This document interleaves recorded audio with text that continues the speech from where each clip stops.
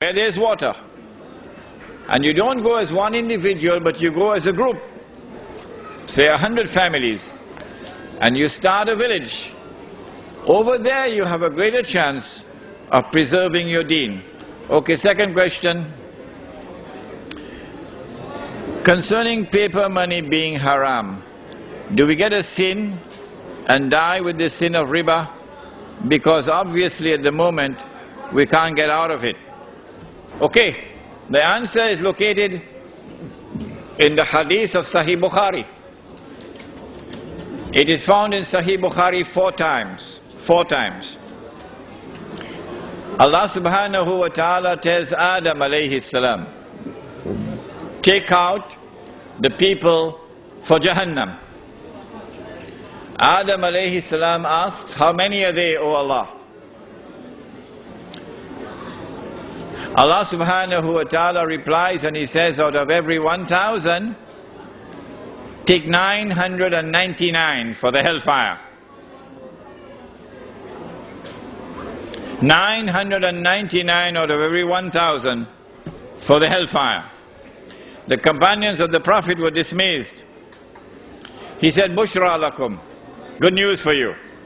The one for Jannah will be from you. Namely, someone who follows the Quran and Sunnah. This is the only one who can survive. Do you think that the peace process will be successful, the Israeli-Palestinian peace process? No, the Prophet has spoken. The hadith is in Sahih Bukhari and Sahih Muslim. لَتُقَاتِلُنَّ الْيَهُودَ, that has already started. So there is no possibility of this jihad ending in any other way than victory for Islam. Should we start to buy gold now? Yes, yes, yes. If you have any savings, which you're not going to be using and investing immediately, do not keep it in paper and do not keep it in the bank.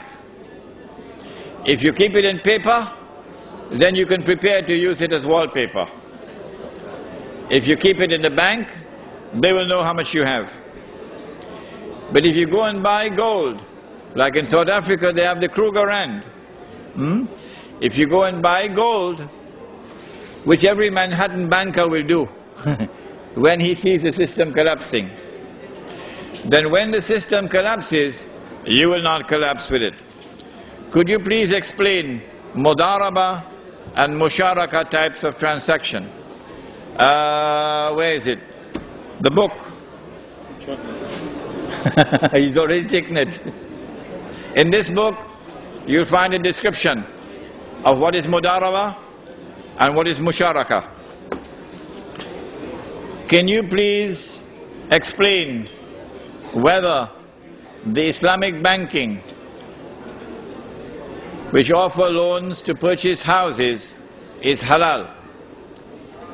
What the Islamic bank does is to lend you money on interest to buy your house, but it is disguising it as a sale. In fact, it is a loan on interest. It is riba.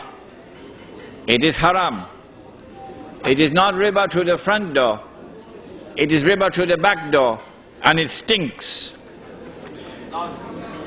Are there any countries in the Islamic lands that could possibly be self-sufficient, at least temporarily? What is the strength of the international monetary system is directly related to the extent of a country's involvement in this system. Couldn't the Muslim countries use their resources to disengage from the international monetary system? For example, to sell your oil for gold. This is a beautiful idea. Beautiful idea. But would the government of Saudi Arabia demand gold for the oil? No, the Marines will land. And the Saudi government will be gone, it will be history. You're a client state. There's only one country in the Muslim world today, only one, which seems to have understood that this international monetary system is fraudulent. Only one leader, and he is Dr. Mahathir of Malaysia. It is curious that two of us have been lecturing on this subject in Malaysia for the last few years. Omar Vadilio of the Murabitun and your brother Imran. And it seems as though our lectures, because the special branch are always there, to listen to our lectures, that our lectures have reached the ears of Dr. Mahathir. And so now he's seeking to introduce the Islamic dinar, the gold coin.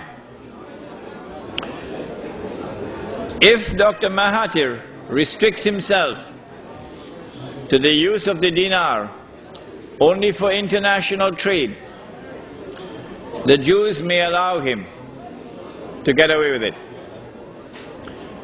because it will only be trade between a restricted number of countries and will not affect international trade really.